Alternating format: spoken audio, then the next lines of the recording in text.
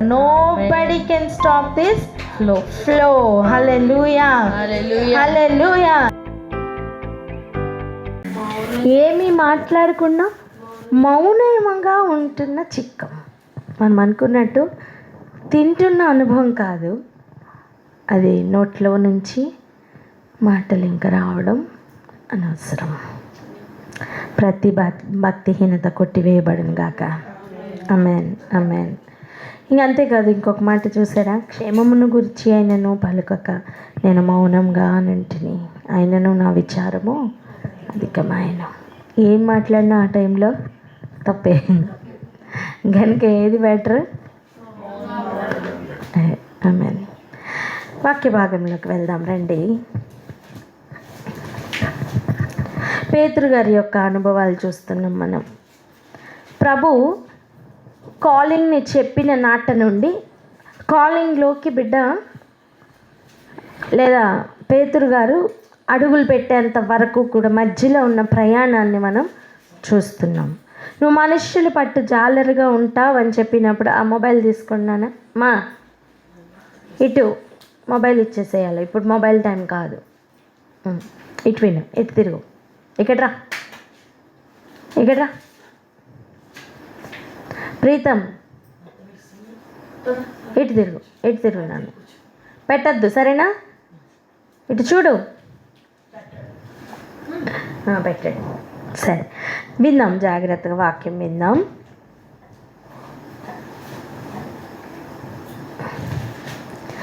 పేతురు గారు యేసయ్యతో నడుస్తున్న అనేక అనుభవాలని మనం చూస్తున్నాం. దయచేసి కాల్స్ అన్నీ యాడ్ చేశారా?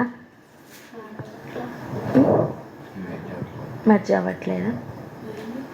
ఎవరెవరికి యాడ్ అవ్వలేదు? యాడ్ చేశారా అన్నయ్య? అక్క యాడ్ అయ్యారా?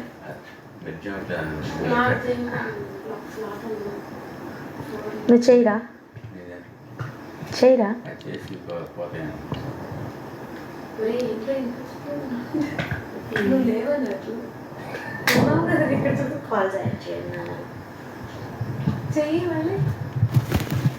మాట్లాడుతున్న సమయం పేతురు గారు కూడా శిష్యులతో కలిపే ఉన్నారు. వాటిల్లో సపరేట్గా ఉన్న అనుభవాలు కూడా ఉన్నాయి. కానీ పేతురు తన ప్రయాణంలో, ముఖ్యంగా తన కాలింగ్ని తెలుసుకున్న నాటి నుండి తను పూర్తిగా అగ్నిగా మారే ఆ అనుభవం వరకు కూడా మధ్యలో ఉన్న ఒక్కొక్క అనుభవాన్ని మనం చూస్తున్నాం. ఇవి ఒక సుదీర్ఘమైన ప్రయాణమే అని చెప్పాలి. దానిలో ఈ ప్రయాణ మార్గంలో మన జీవితాలు కూడా మారుతున్నాయి. ఆమేన్, ఆమేన్. దానిలో ఒక భాగంగా మనం ఈరోజు మత్తయి సువార్త 13వ అధ్యాయం చూసుకుందాం. మత్తయి సువార్త 13వ అధ్యాయం చదువుదాం. మొదటి 2 వచనాలు. మత్తయి సువార్త 13వ అధ్యాయం మొదటి 2 వచనములు. ఆ దినమందు యేసు ఇంట నుండి వెళ్ళి సముద్ర తీరమున కూర్చుండెను. బహు జనసమూహములు తన యొద్దకు కూడి వచ్చినందున ఆయన దోణి ఎక్కి కూర్చుండెను. ఆ జనులందరూ ధరిని నిలిచి ఉండగా. చాలు, మరలా ఒక తూనే అనుభవం. ఆమేన్, ఆమేన్. గడిచిన వారాల్లో మనం 2 సార్లు ధోని అనుభవాలని చూసాం. ఒకసారి అద్దరికి చేరదామని చెప్తున్న అనుభవం, రెండవసారి కూడా ఆయన కొండ ఎక్కి అద్దరికి వెళ్ళండి అని చెప్పిన అనుభవం.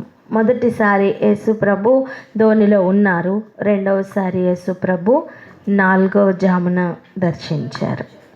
అదే సముద్రం మీద నడుచుకొని వచ్చిన అనుభవాన్ని మనం చూసాం. అంతకంటే ముందు వలలు కడుక్కుంటున్న పేతురును ప్రభు దర్శించినట్టుగా చూస్తున్నాం.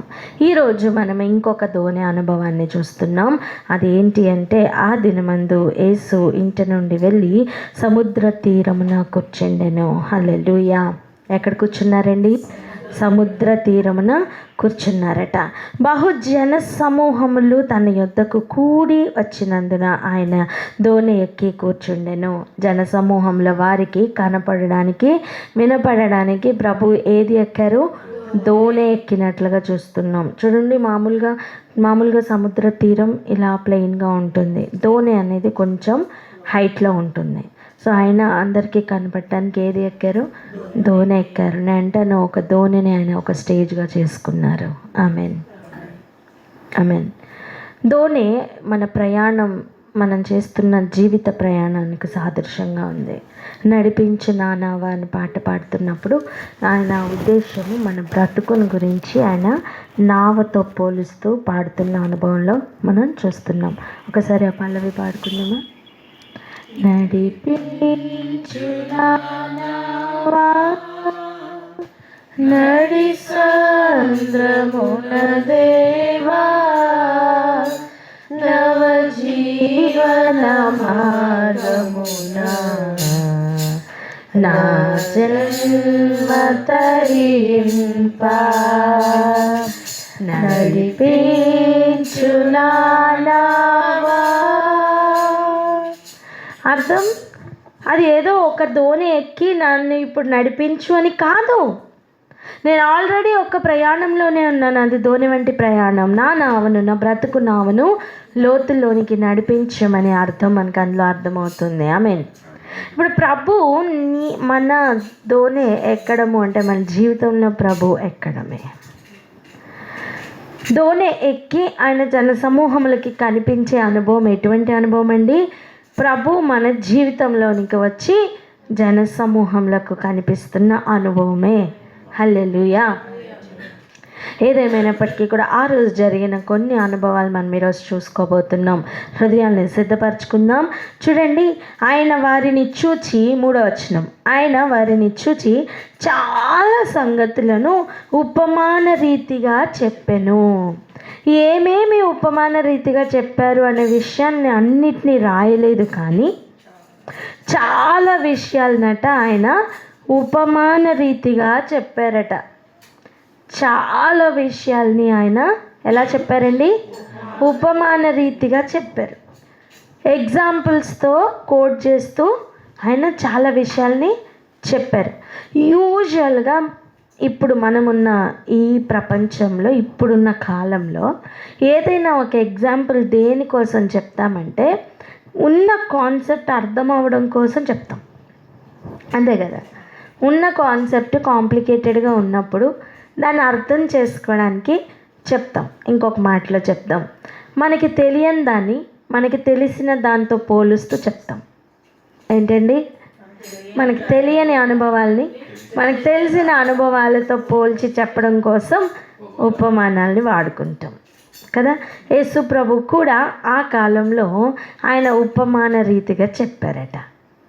ఈరోజు ఉదయకాల సమయం కూడా ఇటువంటి వాక్య భాగమే మనం ధ్యానించుకున్నాం కనుక ఒక ఐడియా ఉండవచ్చు. అయినా మనం అదే ప్రయాణంలో వెళ్తున్నాం. హల్లెలూయా.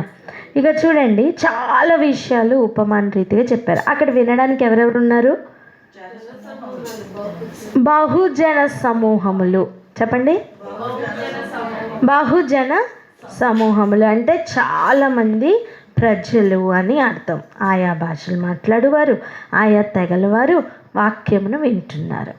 ఆయన ఎక్కి చెప్పుతున్నది దేని మీద? దోణి మీద. ఆయన ఉన్నది ఎక్కడ? సముద్ర తీరమున. ఇంకా చూడండి, దాంట్లో కొన్ని ఉపమానాలు ఇక్కడ మనకి ఇచ్చారు. 1-2 ఉపమానాలు ఈ అధ్యాయంలో ఇచ్చారు. వాటిని చూద్దాం. ఎట్లనగా, ఇదిగో విత్తువాడు విత్తుటకు బయలు వెళ్ళెను. ఆయన ఉన్నది దోణిలో, కానీ ఆయన చెప్తున్నది దేని గురించి? విత్తనాల గురించి. హల్లెలూయా. మనకి తెలియని అనుభవాలు మనకి తెలిసిన వాటితో పోల్చి చెప్పడమే ఉపమానం అనుకున్నాం కదా. కానీ ఆ ఏరియాకి కూడా వెళ్దాం. ఏ ఏరియాకి వెళ్దాం అంటే చూడండి, మత్తయి సువార్త 13వ అధ్యాయము 10వ వచనం చదువుదాం. మత్తయి సువార్త 13వ అధ్యాయం 10-11. తర్వాత శిష్యులు వచ్చి, నీవు ఉపమాన రీతిగా ఎందుకు వారితో మాట్లాడుచున్నావని ఆయనను అడగగా, ఆయన వారితో ఇట్లనెను, పరలోక రాజ్య మర్మములు ఎరుగుట మీకు అనుగ్రహింపబడి ఉన్నది, కానీ వారికి అనుగ్రహింపబడలేదు. చాలండి. మామూలుగా అయితే మనం ఏం చేస్తాం? అందరికీ అర్థం అవడం కోసం ఉపమాన రీతిగా చెప్తాం. కానీ ప్రభు ఉపమాన రీతిగా ఎందుకు మాట్లాడుతున్నారు? అందరికీ అర్థం కాకూడదని. పరలోక రాజ్యములు మర్మములు అర్థం అవడానికి దేవుడు కొంతమందికే అనుగ్రహించారు, అందరికీ కాదు. పరలోక రాజ్య మర్మములు గ్రహించుట మీకు అనుగ్రహింపబడింది కానీ వారికి కాదు అని చెప్తున్నారు. అందుకే ఆయన ఉపమాన రీతిగా మాట్లాడుతున్నారట. అప్పుడు జరుగుతున్న సంగతులు ఏంటండి, కొంతమందికి ఉపమానాలే గుర్తుంటాయి, కొంతమందికి చెప్పిన ఎగ్జాంపుల్సే గుర్తుంటాయి, కాన్సెప్ట్ గుర్తుండదు. అప్పుడు మనం గ్రహించాలి ప్రభు వారికి ఆ మర్మముల జ్ఞానం ఇవ్వలేదు అని. ఈరోజు మర్మములు నీకు అర్థమవుతున్నాయా? దేవుడు మరుగు చేసిన జ్ఞానం నీకు అర్థమవుతుందా? నువ్వు ధన్యుడవు, ధన్యురాలవు. ఆమేన్, ఆమేన్. నేను అంటాను, అటువంటి అనుభవాల్ని చేజార్చుకోవద్దు అని. యెహోవా దొరుకు కాలంనే ఆయన్ని వెతకాలట. ఆయన దొరుకుతున్న సమయమే ఆయన్ని వెతకాలి, తీసుకోవాలి. షాప్ మనకి పగలంతా ఓపెన్ ఉంటుంది, నైట్ టైం క్లోజ్ ఉంటుంది. నీకు ఏవైనా కావాలంటే ఎప్పుడు తెచ్చుకోవాలి? వెళ్ళి పగలు తెచ్చుకోవాలి. అప్పుడు నీకు రాత్రులు అవసరమైనప్పుడు నువ్వు అక్కడికి మళ్ళీ షాప్కి పరిగెట్టవలసిన అవసరం ఉండదు. ఒకవేళ నిజంగా పరిగెట్టుకుని వెళ్ళినా సరే అక్కడ ఏమైనా దొరకదు. సేమ్ వే ప్రభు దొరుకుతున్న కాలంలోనే ఆయన వెతుకుదాం. ఆమేన్, ఆమేన్. అందులో కూడా ప్రభు ఏర్పాటులో ఉన్న వారికే ఉపమానాలు అర్థమవుతాయి, పరలోక రాజ్య మర్మములు అర్థమవుతాయి. నీకు పరలోక రాజ్య మర్మములు అర్థమవుతున్నాయంటే నువ్వు ప్రభు ఏర్పాటులో ఉన్నావని అర్థం. ఆమేన్. ఇక్కడ ఆగి ఒకసారి కృతజ్ఞతలు చెప్తూ దేవునికి స్తోత్రం చెల్లిద్దామా? ఇక్కడ ఆగి ఒకసారి ప్రార్థన చేద్దామా? ఎందుకంటే అట్టి ఆధిక్యత దేవుడు ఇచ్చిన దాన్ని మనం కోల్పోకుండా ఉండినట్లు, మనం జాగ్రత్త పడినట్లుగా ప్రార్థన చేద్దాం. మన మధ్యలో లక్కీ ప్రార్థన చేస్తారు. స్తోత్రం స్తోత్రం తండ్రి దేవా, అయ్యా మాకు మంచి రోజు దయచేసినందుకే మీకు వందనాలు తండ్రి.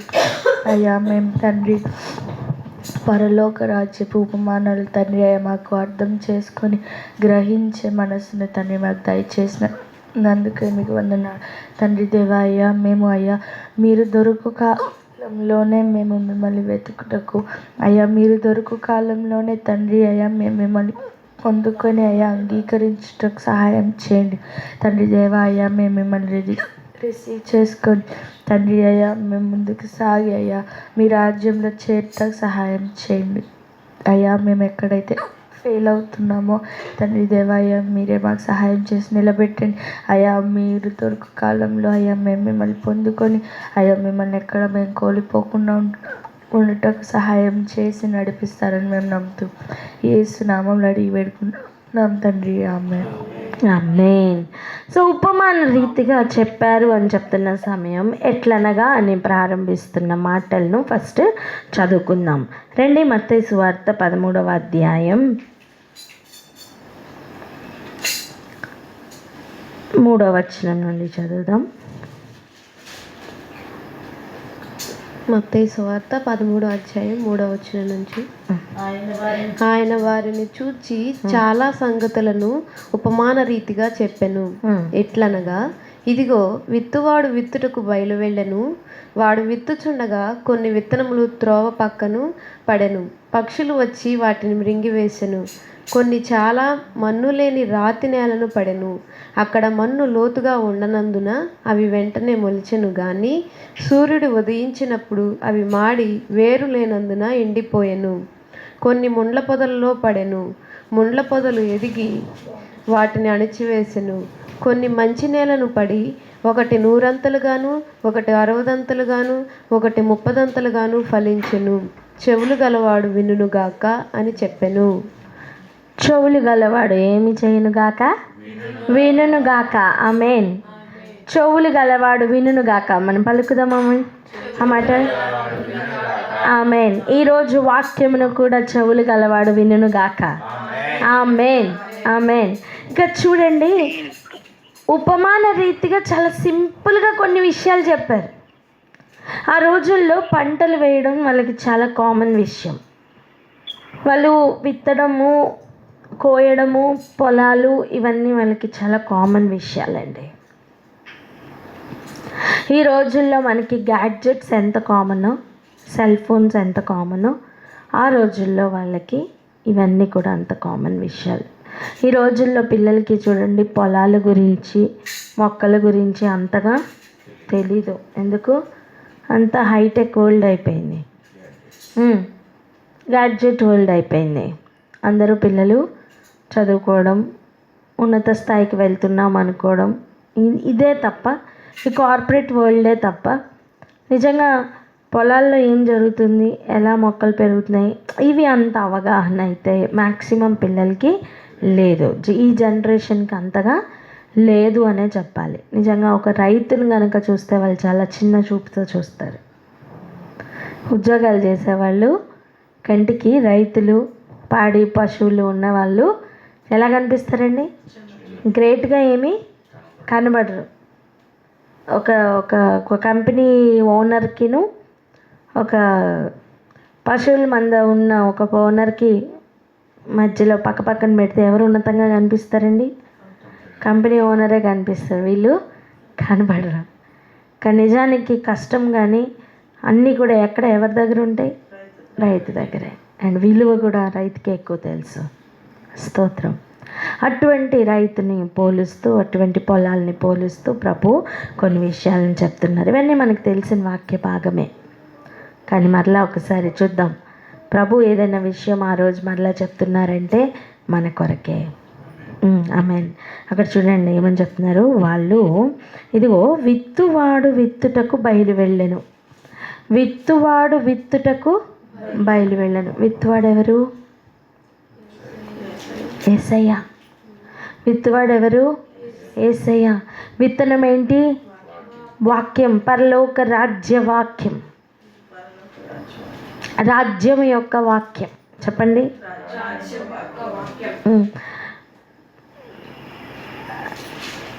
చూడండి 19వ వచనం. విత్తువాని గూర్చిన ఉపమాన భావం వినుడి. ఎవడైనను రాజ్యమును గూర్చిన వాక్యము వినియు గ్రహింపక ఉండగా.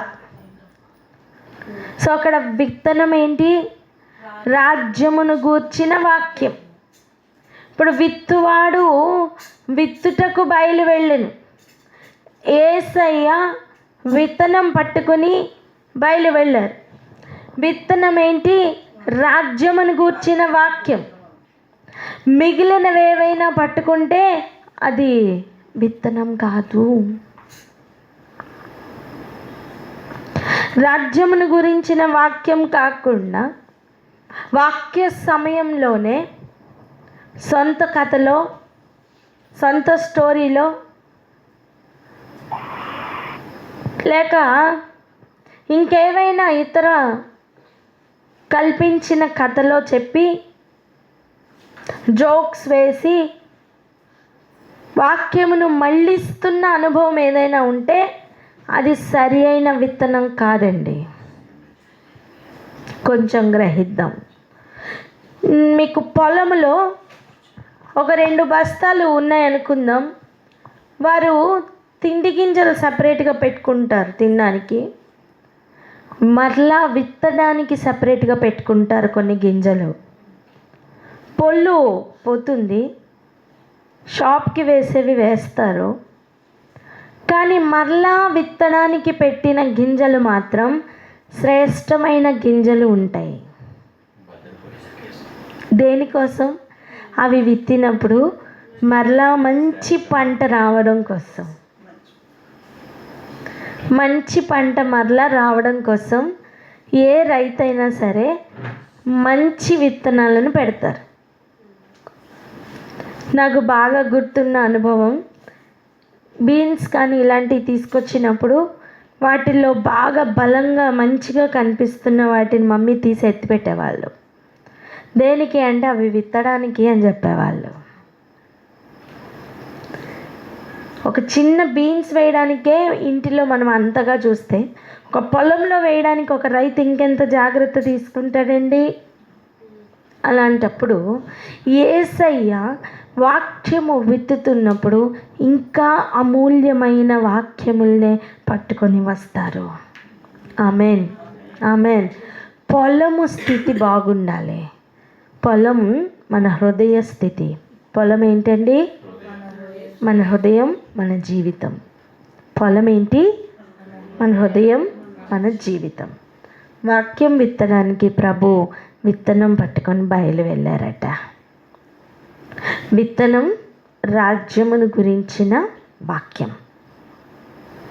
ఇది కానిది పొల్లుతో సమానం. ఎందుకు కొన్ని జీవితాలు ఫలించట్లేదో తెలుసా? పొల్లు విత్తబడుతుంది.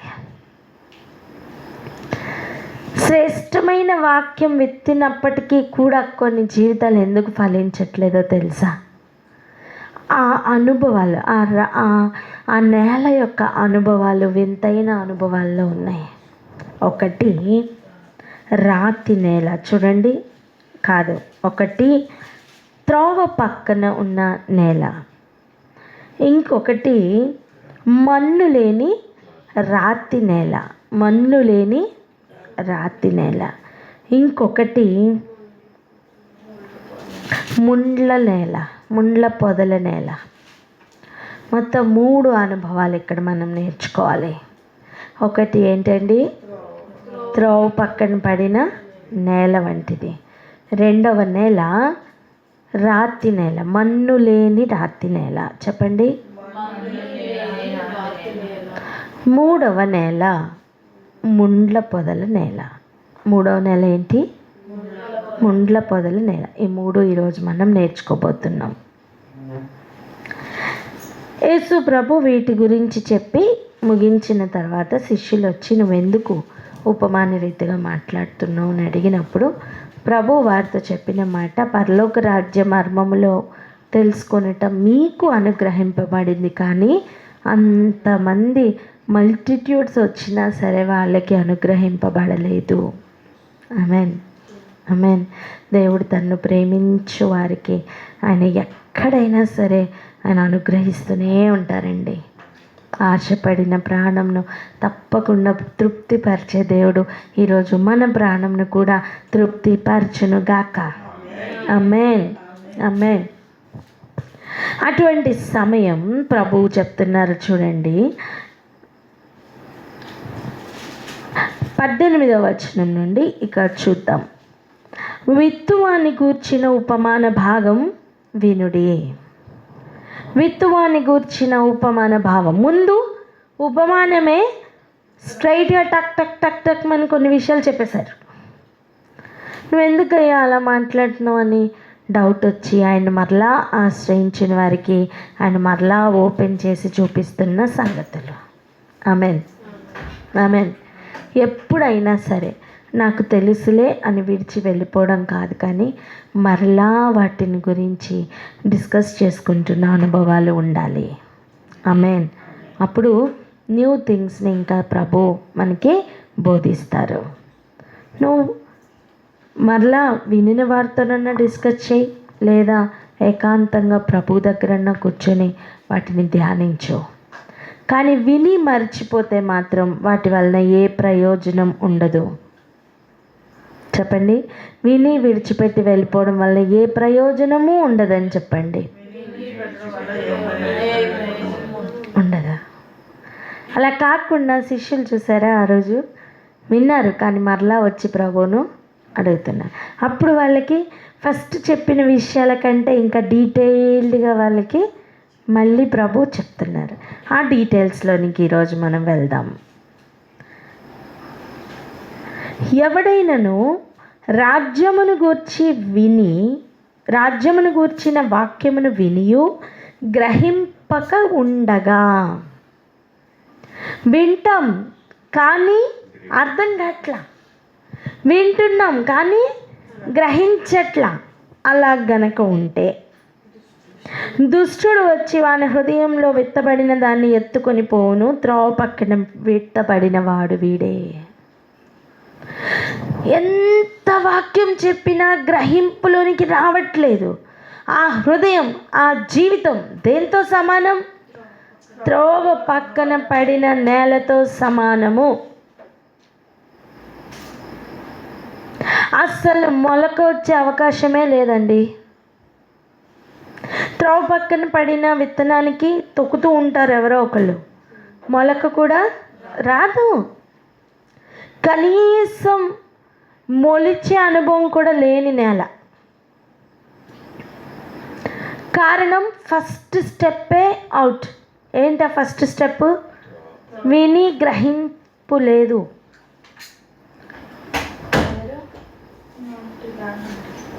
ఏమంటే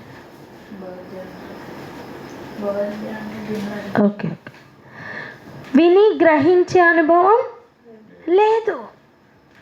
గ్రహింపు లేకపోవడమే కారణం అండి. ఈరోజు ఒక మాట చెప్పిన, చాలాసార్లు కొన్ని వాక్యాలు వింటాం, మనకు అర్థం కాదు. అలా గనుక ఉన్నామా, ఆ రోజు మన అనుభవం ఏంటో తెలుసా? త్రోవ పక్క పడిన నేల. ఒక త్రోవ పక్కన ఉన్న నేలతో సమానం ఆ రోజు. ఎన్ని వాక్యాలు మనం గ్రహింపు లేక విడిచిపెడుతున్నాం. ఆ ప్రతి దినం, ఆ ప్రతి క్షణం మన జీవితం ఎటువంటిది? త్రోవ పక్కన పడిన నేల. ఈ సందర్భంలో ఒక మాట చెప్పనివ్వండి. ఈరోజు నాకు వాక్యం బాగా అర్థమైంది. ఓకే, రేపు నా పరిస్థితి ఏంటి? మళ్ళీ క్వశ్చన్ మార్కే. ఈరోజు అన్నం తిన్నాం, అరిగించుకున్నాం. రేపు అసలు అరగలే, వాంతి అయిపోయింది. ప్రయోజనం ఏమనుందా ఆ రోజుకి? అలా ఏ రోజు వాక్యం ఆ రోజే. ప్రతి వాక్యంకు కూడా మరలా హృదయాన్ని మళ్ళీ దున్నుకొని సిద్ధపరచుకొని రెడీగా ఉండాలి. అర్థం అది. ఇది 1 డే ప్రాసెస్ కాదండి, ఇది ఎవ్రీడే ప్రాసెస్. ఆమెన్.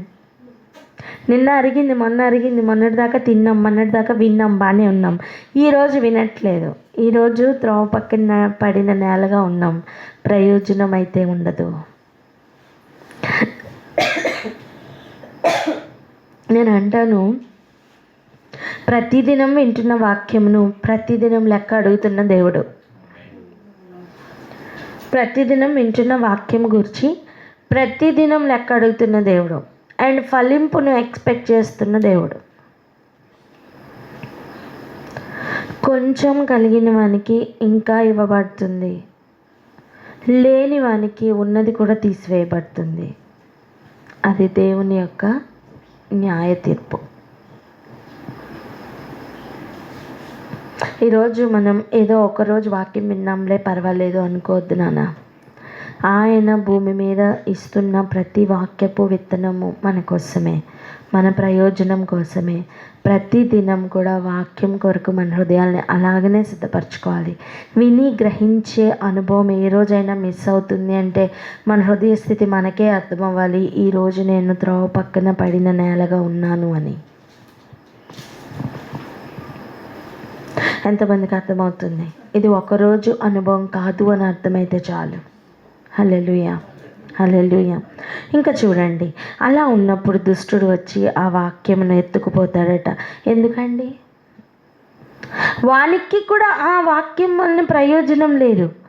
కానీ ఎందుకు ఎత్తుకుపోతాడు తెలుసా? మనకి ఇక ఫ్యూచర్లో ప్రయోజనకరంగా ఉండకూడదని. వాక్యం మనలో కనుక ఉంటే మనం ఏదో ఒక రోజున దాని గురించి మనం ఆలోచన చేస్తాం. ఆ ఆలోచన లేకుండా చేయడానికి అపవాది చేస్తున్న మొట్టమొదటి కార్యం గ్రహింపని వాక్యములు ఎత్తుకుపోవడం. అర్థం, గ్రహించిన దాన్ని వాడు ఏమీ చేయలేడని అర్థం. ఆమేన్. గ్రహించకపోతేనే ఎత్తుకుపోతాడు. నువ్వు వాక్యం వినేటప్పుడు ఎందుకు తెలుసా నీకు వేరేవన్నీ గుర్తొస్తాయి? ఎందుకు తెలుసా నీకు లోటుపాట్లు గుర్తొస్తాయి? ఎందుకు తెలుసా ఎదుటి వ్యక్తి గురించి నీకు చూపిస్తూ ఉంటాడు? నువ్వు వింటున్న వాక్యం నీకు గ్రహింపులోకి రాకూడదని. ట్రాపే. నీకు నిన్నటి మొన్నటి విషయాలు గుర్తు చేస్తూ ఉంటాడు. నీకు రేపేం చేయాలో ఆ సమయంలోనే గుర్తు చేస్తూ ఉంటాడు. అవన్నీ కట్ చేయి. ఫుల్ కాన్సన్ట్రేషన్ వాక్యపు విత్తనం మీద పెట్టు. గ్రహించు. ఎత్తుకుపోవడానికి ఛాన్స్ ఇవ్వకు. చెప్పండి పక్కవారితో, ఎత్తుకుపోవడానికి ఛాన్స్ ఇవ్వకు.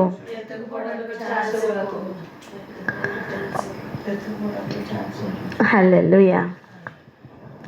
ఈ ఏరియాలో జాగ్రత్త పడితే ఈ నేలగా ఉండకుండా ఉండుట సాధ్యం. ఇది పక్కవాడు ఎవరికో వాక్యం అనుకోవద్దండి. ఇది ప్రతి దినం మనకుండే పోరాటమే. ప్రతిదినం వాక్యం వినడానికి కూర్చున్న ప్రతిసారి మనకున్న డేంజర్ జోన్స్ ఇవే. ఇది ఒకనాటి అనుభవం కాదు అని చెప్తున్నాం. ఇక వినండి, రాతి నేల 20వ వచనం, రాతి నేలను విత్తబడిన వాడు వాక్యము విని వెంటనే సంతోషంతో దానిని అంగీకరించువాడు. వీడికి అర్థమవుతుంది, వాక్యం అంగీకరిస్తాడు, కానీ జరుగుతున్న కార్యం అయితే అతనిలో వేరు లేనందున, ఏమి లేనందున, వేరు లేనందున అతడు కొంతకాలము నిలుచును కానీ వాక్యం నిమిత్తం శ్రమ అయినను హింస అయినను కలుగగానే అభ్యంతరపడును. వీడు రాతి నేల. మొదటి స్థితి ఏంటి? అసలు గ్రహింపే రాదు, మొదటి గడియలోనే అవుట్. ఈ రాతి నేల అలా కాదు, వింటాడు, గ్రహిస్తాడు, అంగీకరిస్తాడు, అవునంటాడు, కానీ అదే వాక్యం కొరకు ఒక హింస కానీ, ఒక నింద కానీ, ఒక అవమానం కానీ, ఒక శ్రమ కానీ రాగానే అంతే, నాకు దానికి సంబంధం లేదంటాడు. నిలిచి ఉండే అనుభవం లేని ఒక అనుభవం. కారణం ఏంటో తెలుసా? వేరు లోతుకి వెళ్ళట్లేదట, రూట్స్ లోపలికి వెళ్ళట్లేదు. అదే కారణం. మొదటి అనుభవంలో రూటు లేదు, షూటప్పు లేదు. అది త్రోవ పక్కన పడిన అనుభవం. కానీ ఈ అనుభవం ఇంకొకటి. ఈ అనుభవం ఎటువంటి అనుభవం అండి? ఈ అనుభవం ఎటువంటి అనుభవం అండి? వేరు లేదట. ఏం లేదట? వేరు లేదట.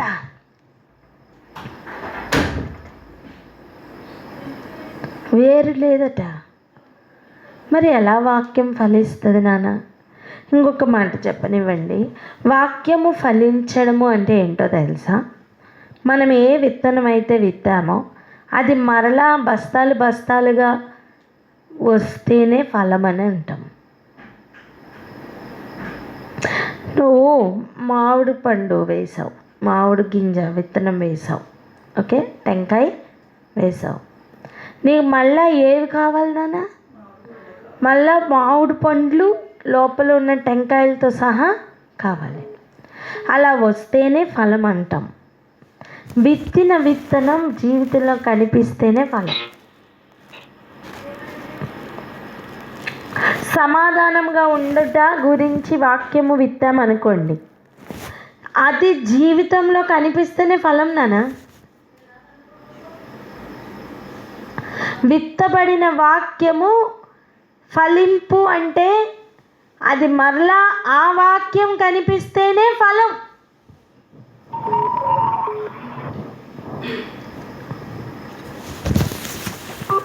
ఆ వాక్యం కనిపిస్తేనే ఫలం.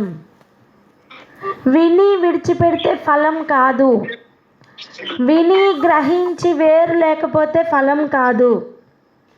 వాక్యము, విత్తబడిన వాక్యం జీవితంలో కనిపిస్తేనే ఫలం, ఫలించినట్టు. దానికి కూడా దేవుడు రేటింగ్ వేశారు.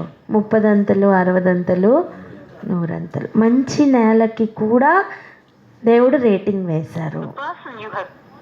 ఇప్పుడు చెప్పండి, వింటున్న ప్రతి వాక్యం టైంలో మన జీవితపు అనుభవం ఎలా ఉంటుంది?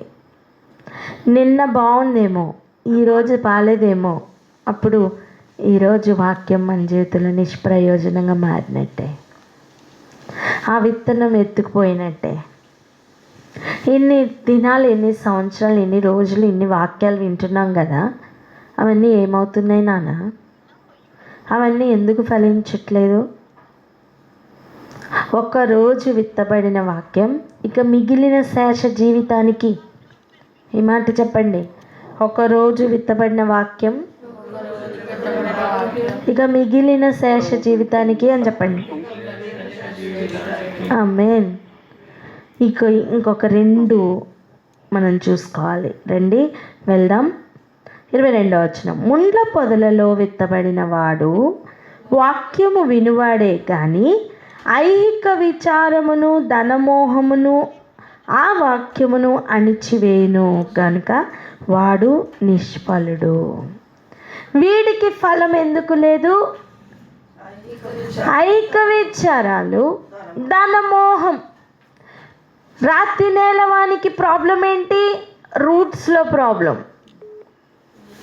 ముండ్ల పొదల్లో ఉన్నవాడికి ప్రాబ్లం ఏంటి? షూటప్ అయిన మొక్కలో ప్రాబ్లం. వాడికి రూట్స్లో కాదు ప్రాబ్లం, వాడు లోపలికి వెళ్తాడు, రూట్స్ లోపలికి వెళ్తుంది. కానీ ధనమోహము వాడిని ఆపివేస్తుంది. ఐహిక విచారాలు, ఈ లోక సంబంధమైన జీవన వ్యాపార విషయాలు వీనిలో ఫలం లేకుండా చేస్తున్నాయి. ఎందుకు ఈరోజు ఫలం రావట్లేదు జీవితంలో అంటే కారణం ఇదేనా? నీ రూట్స్ బాగా బాగా ప్రార్థన చేస్తున్నావు, అన్నీ చేస్తున్నావు, కానీ ఫలం లేదు, ప్రయోజనకరంగా జీవితం లేదు. ఏంటి తెలుసా కారణం? ఐక విచారాలు ముండ్ల పొదలతో సమానం.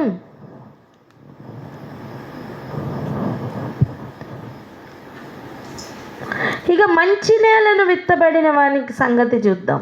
అది కూడా 100% కాదు నాన్న. మంచి నేలను విత్తబడిన వాడు వాక్యం విని గ్రహించువాడు. అట్టివారు సఫలులై ఒకడు 100 ఒకడు 60 ఒకడు 30 ఫలించును అనెను. దాంట్లో కూడా డిఫరెన్స్ ఉంది, ఫలింపులో కూడా డిఫరెన్స్ ఉంది. 30 మార్కులు 100కి పాస్ అయినా